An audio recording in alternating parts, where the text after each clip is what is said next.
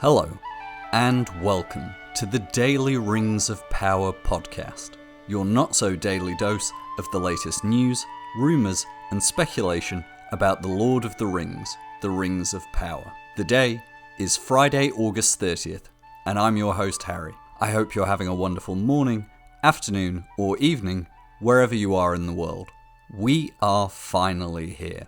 After 685 days of waiting, the first 3 episodes of the Rings of Power Season 2 have been released. No more long months of hoping for a crumb of news, no more replaying the same trailer or overanalyzing the same promotional still. It is finally here. Now, I released my spoiler-free review for the first 2 episodes on Wednesday afternoon, and now I've had the chance to rewatch both these episodes a few times, I wanted to give you my full spoiler review. As with Season 1, these spoiler reviews won't be an in-depth scene-by-scene breakdown. Instead, I'll look at the overarching story arcs across these episodes, pick out some of my favourite moments, discuss some fun Tolkien Easter eggs, and highlight any criticisms or concerns that I had. Of course, this year we received 3 episodes on premiere day rather than 2, but I thought in the interest of trying to make sure I give the episodes equal weight, I would separate the 3rd episode, which I'll release in my review coming tomorrow. And as to the episode you're probably most looking forward to, yes, I will indeed be recording a full in-depth breakdown of all 3 episodes with Anna.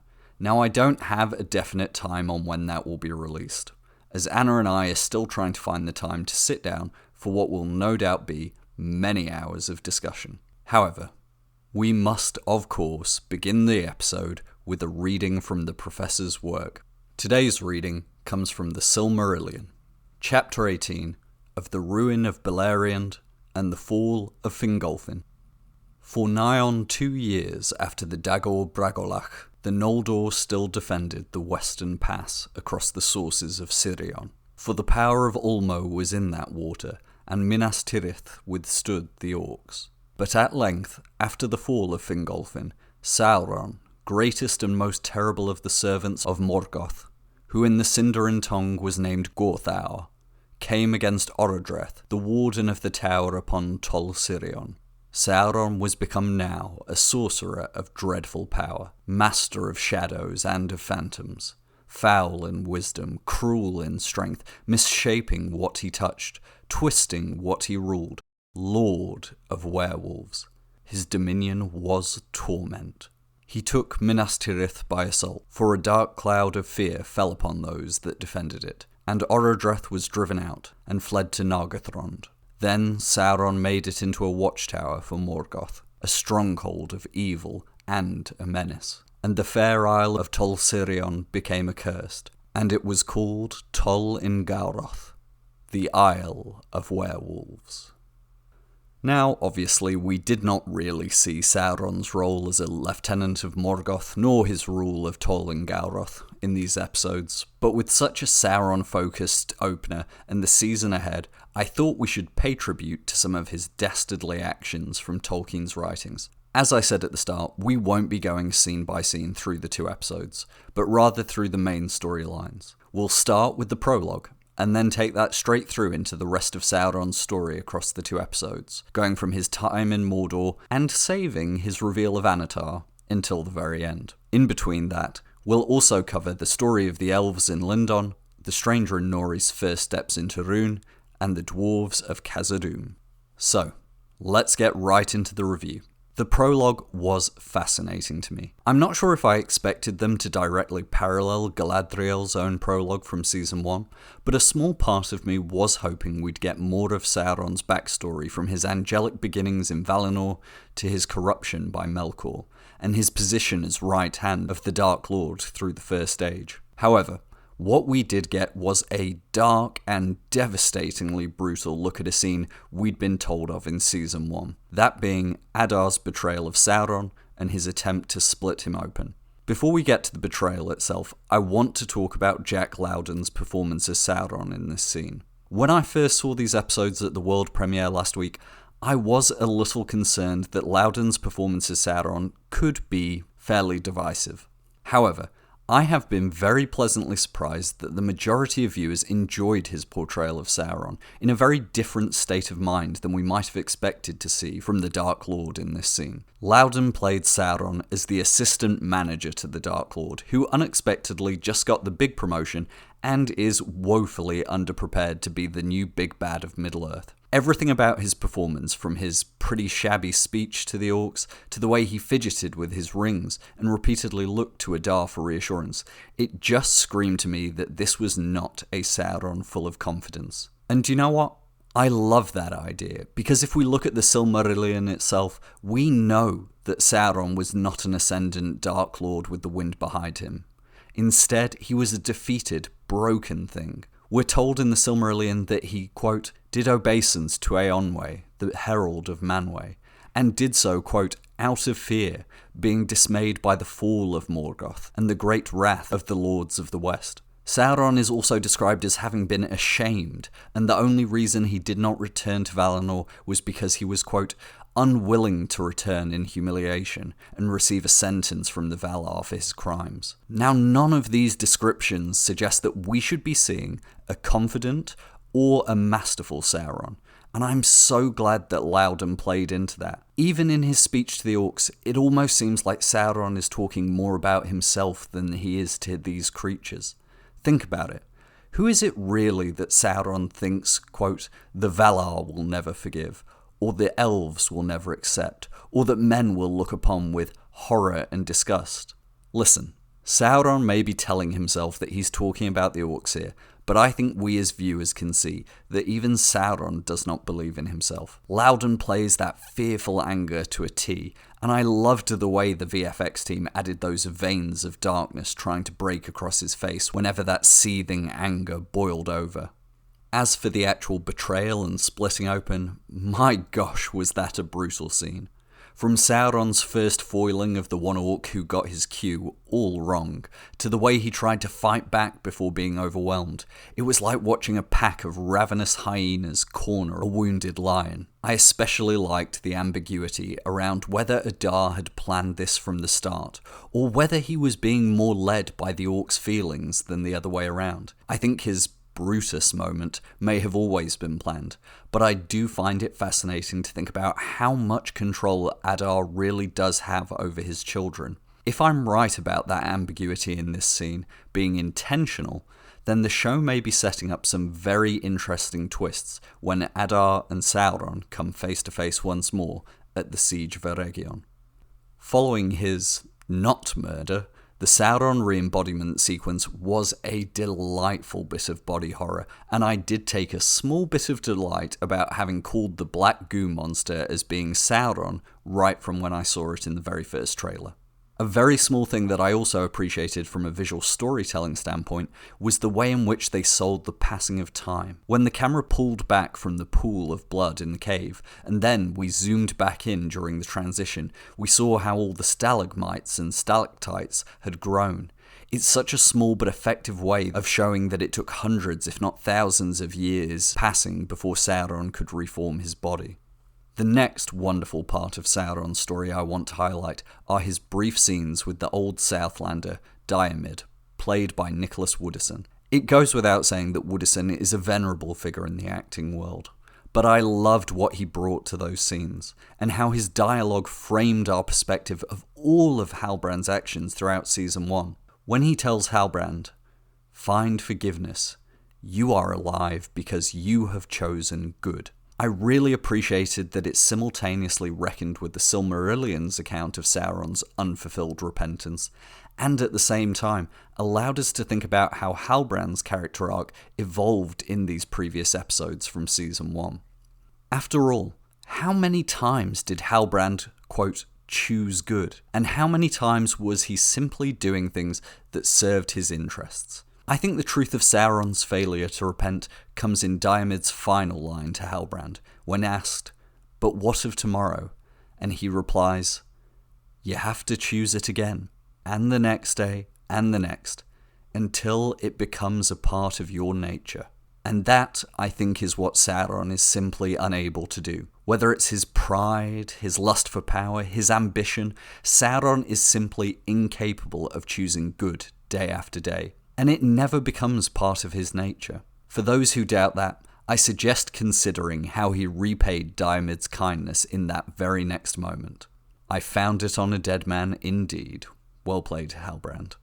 Finally, ending the prologue with a flash forward to Galadriel and Halbrand's first meeting on the raft was a wonderful way to bring us full circle and give us a whole new perspective on his journey up until this point. He's no longer someone at the crossroads of being good or evil, but someone who has already been there and chosen not to take the virtuous path. In fact, we now see that Sauron is much more similar to Galadriel than we thought before. Not in personality, but in that at the front of his mind is still how he can get revenge on the one who took everything from him. Speaking of that desire for vengeance, let's turn to Sauron's return to Mordor and his scenes with Adar.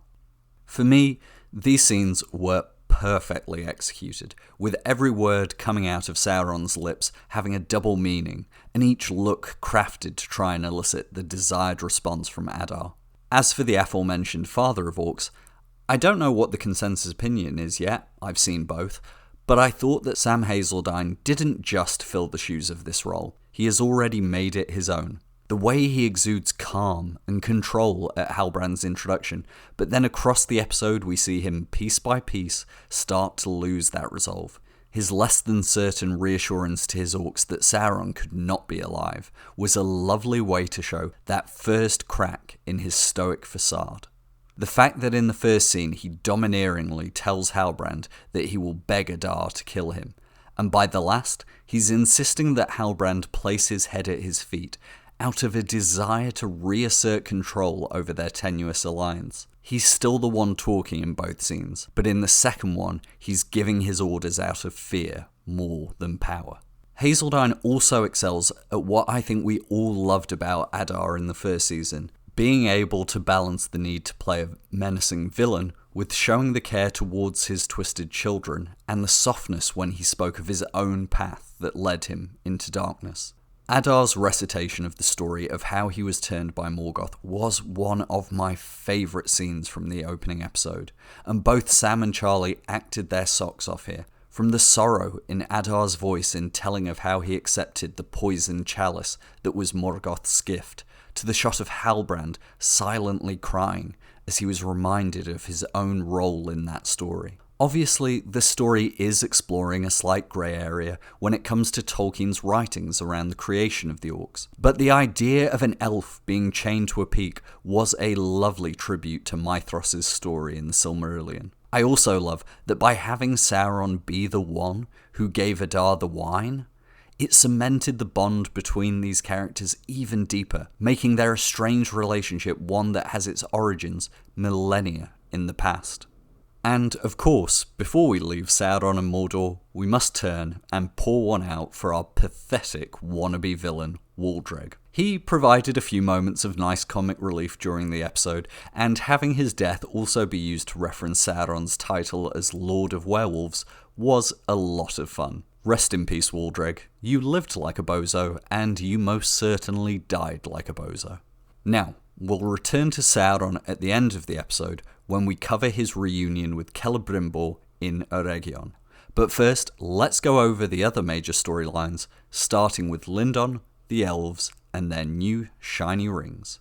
For me, the elves and the three rings felt like the storyline that flowed the most smoothly from the end of Season 1 into these new episodes. And to be clear, I don't mean that as a criticism of the other plots so much, it's just that I feel we've already spent so much time with Galadriel and Elrond in the lead up to the creation of the three, that now seeing the falling action from that moment feels like a well-written and natural progression of the story. I also loved that there was no preamble or wrapping up scene of Elrond and Galadriel's time in Eregion. We simply went straight into their mad horse race back to Lindon and the dramatic showdown with Gil-galad. Something I loved through all the scenes involving the elves and the rings is that there is just no clear, simple and easy answer to their quandary. On the one hand, they absolutely need the rings to prevent the fading of their kind, but on the other, every single one of them realise they're taking a huge risk in entrusting to objects that Sauron inspired them to create. One character who I thought embodies this perspective wonderfully across the two episodes was Gil-galad. As I said on my spoiler-free review, I am delighted that Benjamin Walker is getting more scenes and moments to shine, and to show new sides to his character as well. Right from that first scene beneath the Great Tree, we get to see that Gil-galad feels like he's walking on a tightrope, and he's ultimately just trying to find the best path forward for the people he is supposed to protect. This was perhaps most telling in the stark reversal from the end of last season, when he was much more open to listening to Elrond's counsel and ideas, and was openly scornful of Galadriel from the moment of their reunion in Eregion. And I think that tells us a lot about Gil-galad and his approach to his kingship. He's a child of the First Age, who saw every High King of the Noldor ultimately fail to protect their people. And one by one, they perished until the elves in Middle-earth were saved by the Valar's intervention. With that backstory, I really appreciate the writing of Gil-galad, which allows him space to be pragmatic and solution-oriented, rather than his predecessors who perhaps ruled largely through sheer conviction in their ideas and their right to rule. I don't expect everyone to think that Gil-galad is a perfect king, but I do love that Benjamin's portrayal shows a ruler who is caught between two impossible choices, but he is trying his best. As I referenced on the last episode, it was also nice to see that softer and more humorous side to Gil-galad, particularly in his conversations with Galadriel. Following Elrond's escape, we still see that there's that stern disapproval that Gil-galad holds for Galadriel's errors of judgment, but he lets the armor down just a little with his dry joke of still considering exiling her. Similarly, when Galadriel asks to go to Eregion to warn and protect Celebrimbor, I really appreciated that Gil-galad's refusal was not tied into reproaching Galadriel.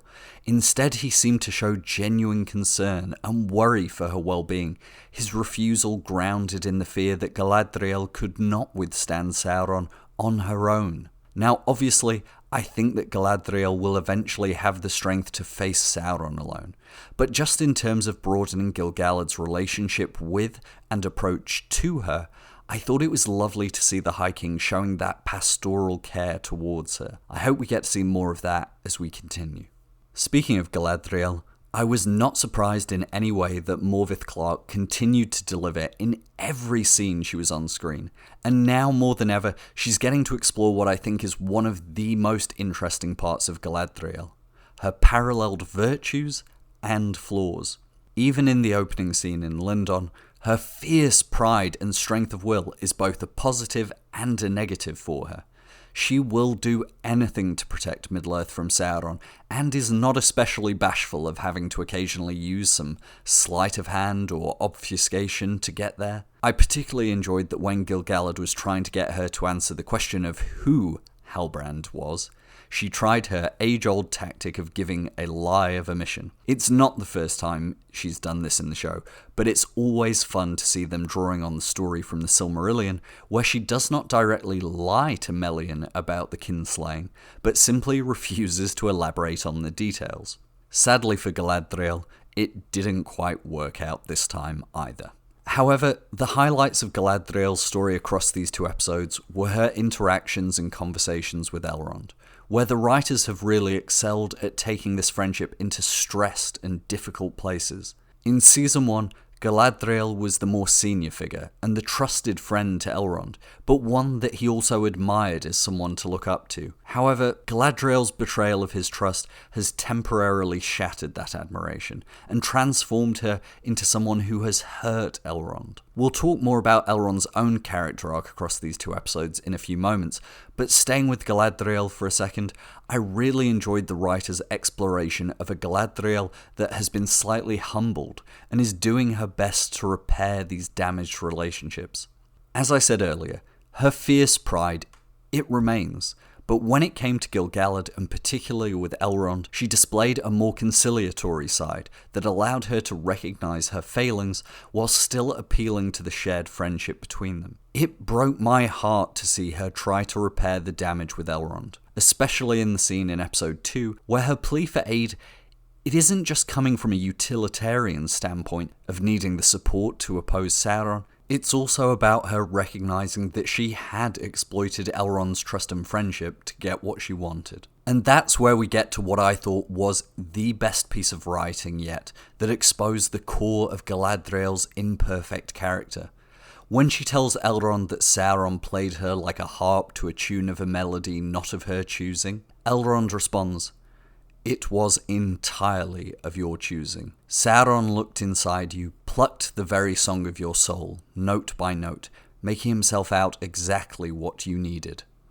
Now the reason I love this is because it answers, I think, the critiques of Season 1, that somehow Galadriel's failings are an external force that she has no agency over. Instead, I think what the show is telling us, as Elrond smartly points out, is that it was Galadriel's own flaws that Sauron exploited and used against her. I know many listeners have wanted to see more exploration of the Silmarillion's description of Galadriel that focuses on her pride, her lust for power, and her desire to rule her own kingdom. And I think the show aptly points out here that all of these flaws are still there, and they are inherent to her, not somehow given or promised to her by Sauron. Yes, he exploited and manipulated those parts of her mind, no doubt, but they are still Galadriel's burdens to bear and to overcome, and that will all be a part of her character progression moving forward. I'm sure not everyone will agree with me, but I really do think the show is taking a very nuanced approach to showing that Galadriel can be a hero in our story and still having fundamental flaws she must overcome. Anyway, mini-sermon on Galadriel's depiction over, let's turn to my unexpected star of these first two episodes, Elrond. As I said on the spoiler-free review, for whatever reason, I had not expected Robert Aramayo to be one of the standout performances in the beginning of Season 2. Perhaps I'd expected the focus to be more directly on the three ring-bearers, or perhaps I had just forgotten how marvellous Rob is when he's given dialogue that shows Elrond's internal struggle. Whilst I still might think that the Elwing-esque diving into the sea with the rings was a tad over the top, what it did well was establish that Elrond is no longer a character who will only follow others. He is now starting to define his own vision of leadership, and whilst he might stumble along the way, he is clearly beginning to separate himself from his reliance on his superiors. Let us not forget, Gil-galad and Celebrimbor spent the first half of Season 1 lying to him. Galadriel has now also lied and betrayed his trust, and his one true friend is separated from him, whilst he thinks that he can never live up to his father's legacy. Elrond at the start of Season 2 is truly a half-elf dealing with a crisis of identity and purpose. But what Rob is then able to do with that starting point across these two episodes is, frankly, it's just outstanding. He shows vulnerability to Círdan, the one person who he can perhaps still turn to as not only an elder figure of respect and authority, but also someone who has that paternal quality that Elrond so desperately misses. Then, with Galadriel, he shows a spine of steel that we have not seen from Elrond before, as he not only refuses her requests to hand over the three rings, but goes further in episode 2 and calls her to account for her blindness to her own actions. There is so much pain and sadness behind Elrond's eyes in episode 1, but I think this is in many ways a turning point for his character, as he chooses to use that hurt to strengthen his own resolve and to forge his own path. That's not to say that I think he's becoming cold or uncompromising. As we saw in the scene in episode 2 with Círdan by the rock pool, Elrond still has the humility to know he doesn't have all the answers. This very quality was addressed in that scene I particularly loved when Círdan told him to leave judgment to the powers above, and Elrond simply responded, "That feels impossible." But even as Círdan continues to try and mentor him, you can almost see that Elrond not only knows that this humility is possible, but it is also the right thing to do. As we see at the end of the episode, Elrond understands when he must soften his convictions to do the right thing by his people. Of course, he also leaves the episode by giving us perhaps Elrond's best look as he assumes command of Galadriel's expedition to Eregion. I have to say, if that final shot is anything to go by, boy, does being in command suit Elrond. Of course, I cannot leave Lindon and the elves without first praising Ben Daniels' introduction as Círdan. I know, all of you will be frankly sick of me praising this casting choice at this point, and everything I say about him is going to sound like the most hyperbolic valediction, so I promise I'm going to try and keep this section fairly brief. But let me say this. Everything about Círdan's scenes, from his introduction in his boathouse, where we saw not only his dedication to his craft, but his signature longing for Valinor across the sea, were just executed perfectly without needing pages and pages of dialogue. To go from that to his scenes with Elrond, I just felt like I was sitting there and in my head saying, this is all I ever wanted from Círdan on screen. Ben's performance oozes wisdom with every softly spoken syllable. And the way he tried to guide Elrond, rather than instruct or order him, just felt exactly right.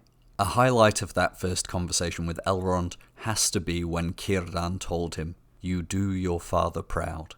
It is such a simple statement, but in those 5 words, Círdan is perhaps the only person to say the exact thing Elrond has longed to hear all his life. And for Círdan himself, it almost appears that there are tears in his eyes as he speaks to Elrond, no doubt moved by once again sitting in a boathouse with the spitting image of his once-upon-a-time apprentice, Eärendil, who sailed west so long ago. Now, I may have largely skipped over the donning of the 3 rings and that whole sequence. I'd actually like to save my discussion of that for my conversation with Anna, but it's also worth saying at this point that my favourite shot from all 3 episodes is the one we get of Círdan sitting on the hillside, the sun setting behind him, and the first stars beginning to twinkle overhead.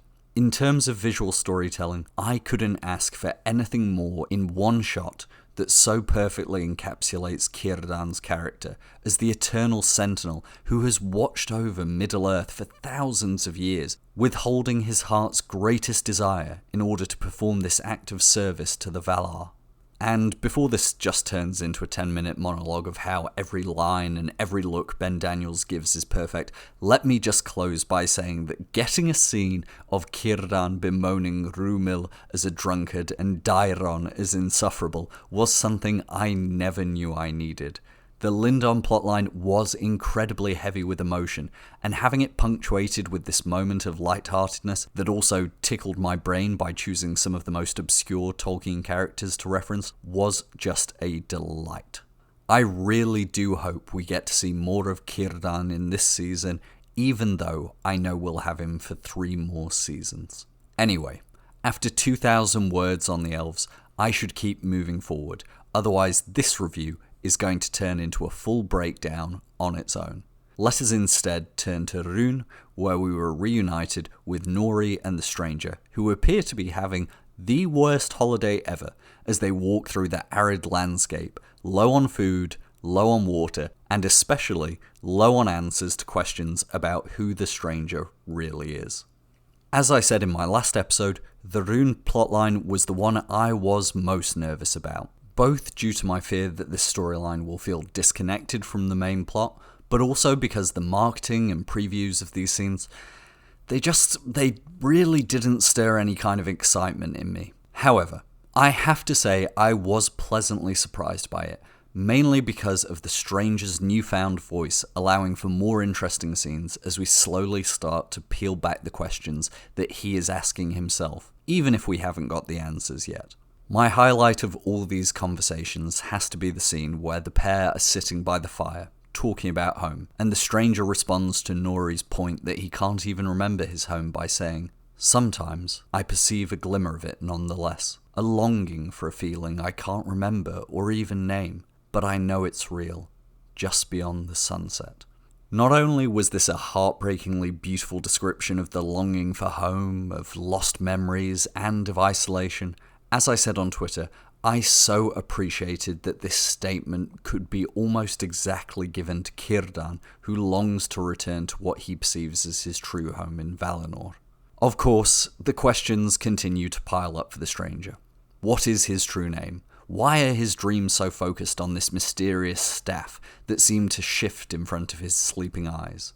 Unfortunately, I can't pretend that I find these supposed mysteries that fascinating, because it is just so clear to me that he is Gandalf, and I find these teasers a little grating. The choice to then have both Nori and Poppy refer to a staff as a Gand twice in one scene just felt a bit too much like the writers winking at the audience. The issue is that they're winking and I'm rolling my eyes, because everything about the stranger from the end of last season and these 2 episodes is so clearly telegraphing that he is Gandalf. And they're not even really telegraphing in a way that would make a bait and switch a satisfying outcome. Let me be clear. I'm glad that the stranger in season 2 is very much still on course to be eventually revealed as Gandalf. It's the choice that makes the most sense based on his story throughout all 10 episodes so far, and it is the one that would have the most emotional resonance to his story. But can we perhaps just dial it down on the frequent knowing looks at the audience? We get it. However, that is my only real complaint about the Rhûn storyline. Everything else about the duo, or should I say trio, is delightful. The reintroduction of Poppy was handled incredibly well, and whilst I still think it slightly undermines their emotional farewell a little, as soon as you have Nori and Poppy back on screen together, you're frankly just glad you get to keep seeing these friends alongside one another again and again. On a similar note, the callback to This Wandering Day was such a treat, and the way the scene transitioned from Nori and Poppy reading the words aloud to Bear's stripped back version of the music coming in tugged on my heartstrings in all the right ways. As for the antagonists in the Rhûn plotline, I think you can mark me down as cautiously intrigued in what the show is exploring here, with the idea of magic cults and people who worshipped Sauron as a god in the East.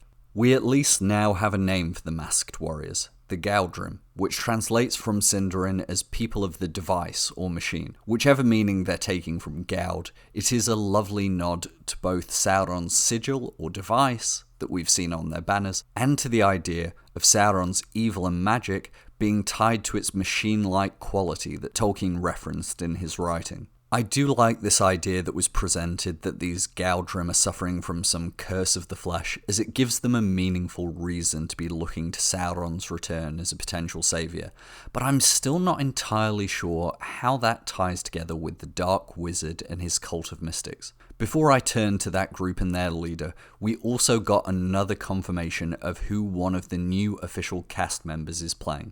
In the credits for episode 2, you'll see that the masked leader who appears in the temple is named Brank, and he is played by Zait Sator. So that's one more of the new cast members' role confirmed, and it'll be interesting to see if we get a look at him and the other Galdrim without their masks. As for the Dark Wizard, I'm still very much in 2 minds about him. Obviously, his styling, aspect, and even his way of speaking is very much geared to make us think he is one of the 5 Istari. And it would make sense if the show is exploring Tolkien's ambiguity over the fate of the 2 blue wizards, by having one already fallen to darkness. However, I still have a nagging thought at the back of my mind that he might be a human sorcerer who is playing at wizard. Even the way he derogatorily referred to Brank as a mere mortal made me think that he was trying to artificially inflate his own standing. I suppose we'll find out when the Stranger and Dark Wizard come face to face, but I will say it was enjoyable to watch Ciarán Hinds deliver with his usual impressive level of gravitas. Whether Istar or not, Hinds always possesses that regal quality that makes you understand why others would follow him. And no, the Dark Wizard is not Saruman. He's not. Stop saying that. He's not Saruman. Anyway, and as a small shout out before we move off this plotline, it was lovely to see that Bridie Sisson has returned as the Dweller, the leader of the 3 mystics we met last season. I don't know if she'll show up again, but she really is one of those actors that just has a magnetic screen presence, and it was just a pleasure to have her back, even if it's for one scene. We'll find out more about what's going on in Rhûn in episode 4, and I may or may not have already seen the title for this episode, so all I'll say is, lovers of whimsy and song, your time, well, it may be close at hand. Now, moving on to our final main storyline before we round out the episode with Sauron's return to Eregion, we must discuss the crisis in Khazad-dûm. A crisis that is not only contained within the royal family, but has now expanded to cover the whole of the Mountain Kingdom. I have to admit that on rewatch, this is the plot that I had the most issues with in terms of the pacing, and even to a certain extent the content. I liked lots of aspects in these scenes, but allow me to get my gentle critiques out the way first, and then we can get on to the well-deserved praise. The main issue I had, and it is the one from which all others spawn unfortunately, is just the pace of scenes in the Dwarven Realm.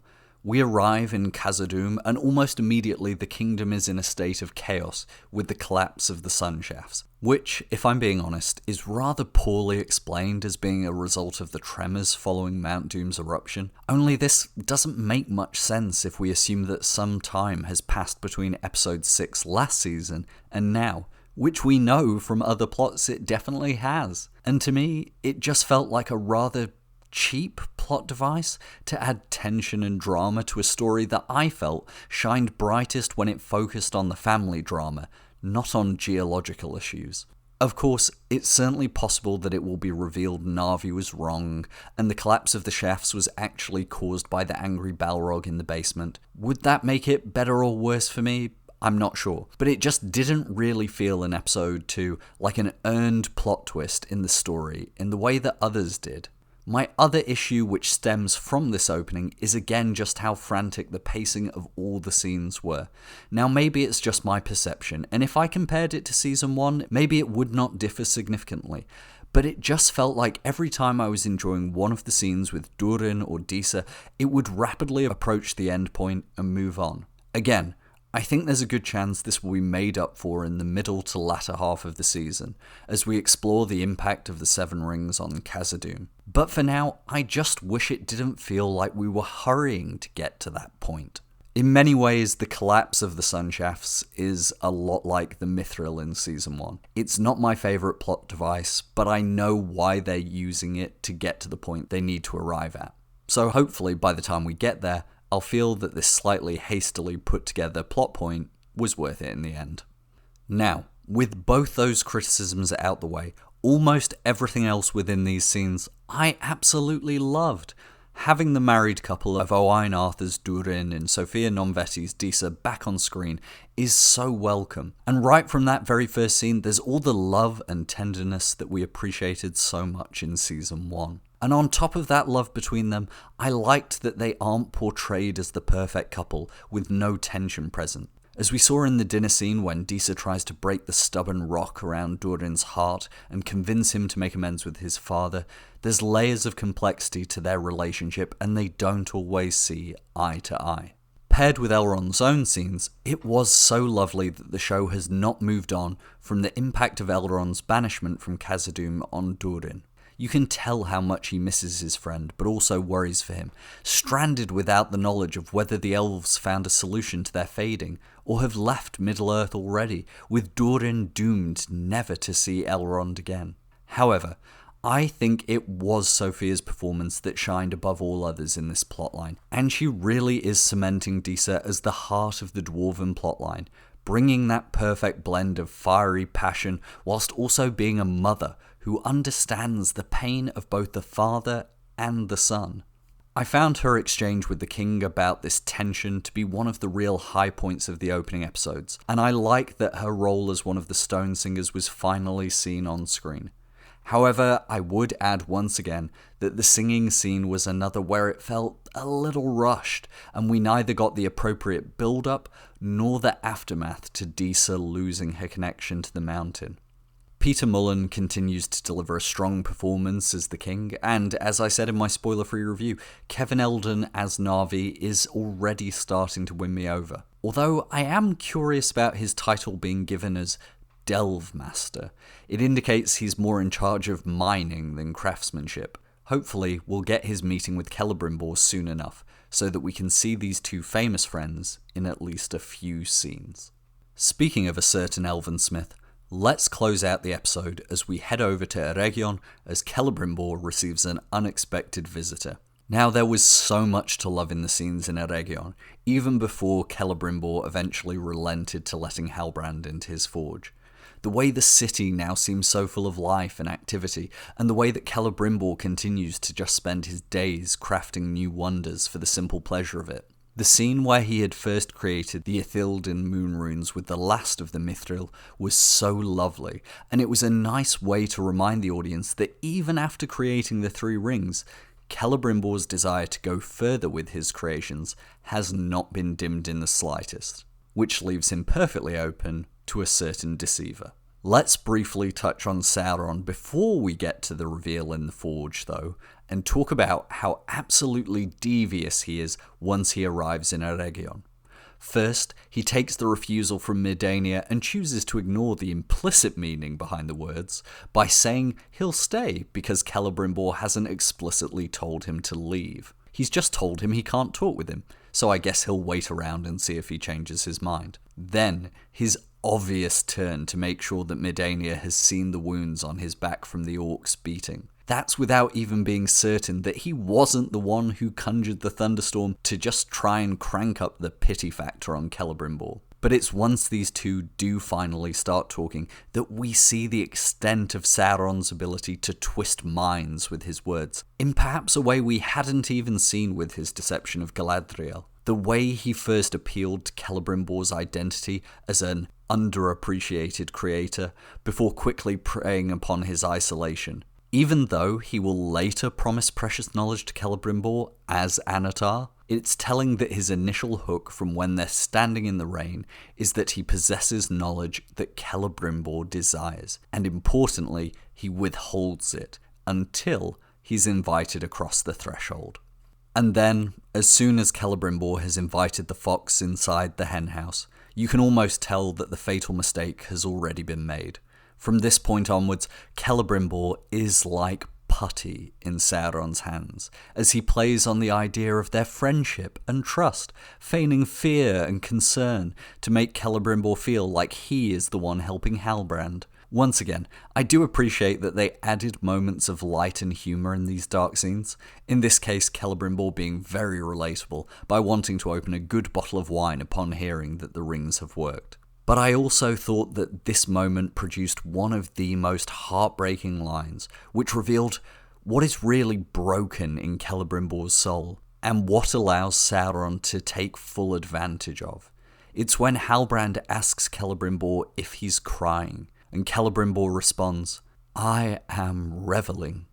You have not the slightest inkling how this feels. After all this time, after so many centuries, to finally create something." And this, listeners, this is it. This is Celebrimbor's undoing. His obsession with true creation cannot be overcome, nor can his desire to stand outside his grandfather's shadow. It is the thing that is broken in him, and it is what Sauron grabs onto, twists, and makes him his own.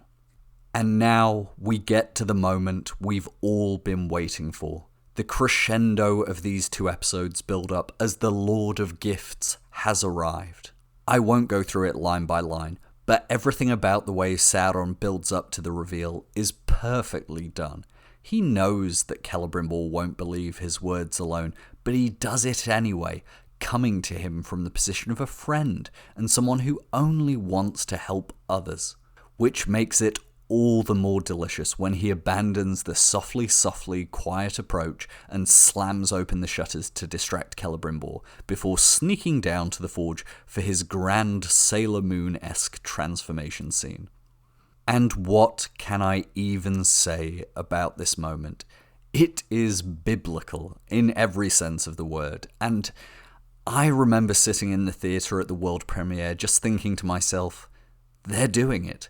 I can't believe they're actually doing it. The way the lights go out one by one before the forge ignites, the building flames as Anatar's disembodied voice echoes in Celebrimbor's mind, until we reach what I think is an intentional parallel of the episode 1 prologue, where that episode began in darkness, and Sauron speaking to an audience that did not care for his words. Now we end the second episode as he enters in blazing light, speaking to an elf who is wholly and entirely enraptured by the very sight of him. I honestly don't even have much more intelligent analysis of this scene right now, because it's just so well done. Instead, I'll leave you with the quote that showed me this series is throwing caution to the wind and just committing to the true fantastical nature of Tolkien. A storm is coming, Celebrimbor. I can bring you the knowledge none other possesses. I can unlock your grandest abilities. And when our work is complete, never again will the world overlook you as the mere scion of Feanor, but forevermore revere you, the Lord of the Rings. And that, dear listeners, is the end of my review for episodes 1 and 2 of Season 2 of The Rings of Power. As you can tell, I absolutely loved both these episodes, and whilst, as I've talked about, I had my own minor concerns and criticisms, I have to say I think the new season is off to a flying start and already reaching new heights.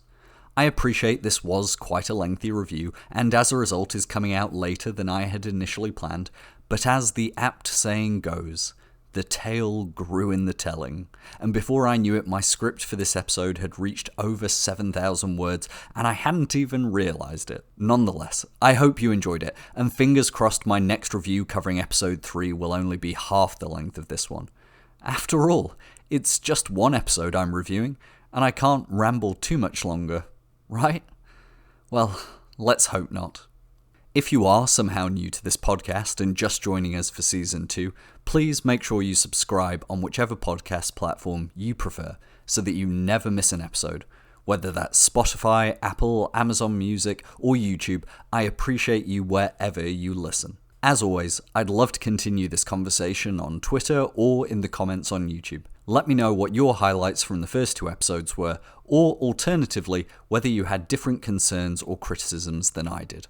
And as I mentioned last episode, I recently launched a Patreon for the Rings of Power podcast. If you are interested in supporting the podcast and receiving benefits like episode scripts, future bonus episodes, behind-the-scenes updates, and more, head on over to patreon.com/dailyrop. You'll find the link in the episode description. Of course, I must thank all those who have already supported the podcast and signed up to become patrons.